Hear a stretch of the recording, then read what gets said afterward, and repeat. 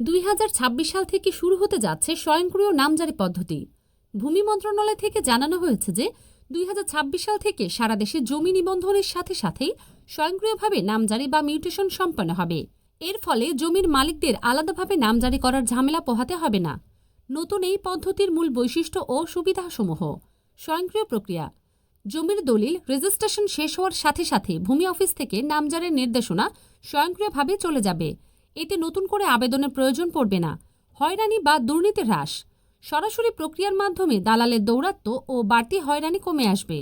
আবেদন বাতিল হওয়ার ঝুঁকি কম। সঠিক কাগজপত্র থাকলে নামজারি বাধার সম্মুখীন হবে না। যদি কোনো কারণে নামজারি বাতিল হয়, তবে তার সুনির্দিষ্ট কারণ কর্তৃপক্ষকে জানাতে বাধ্য থাকবে। ক্রয় বা ওয়ারিশ সূত্রে মালিকানা। ক্রয় কিংবা উত্তরাধিকার সূত্রে পাওয়া জমির মালিকানা পরিবর্তনের ক্ষেত্রে এই নিয়মটি বিশেষভাবে কার্যকর হবে। সতর্কতা: যদিও পদ্ধতিটি এখন অনেক সহজ হচ্ছে, তবে ছোটখাটো ভুল বা নির্দিষ্ট নিয়ম না জানলে নামজারি বাতিল হতে পারে। তাই জমি কেনাবেচা বা নামজারির ক্ষেত্রে সঠিক তথ্য ও আইনি প্রক্রিয়া অনুসরণ করা জরুরি। আইনি তথ্য বা পরামর্শ জানতে আমাদের ফলো করুন।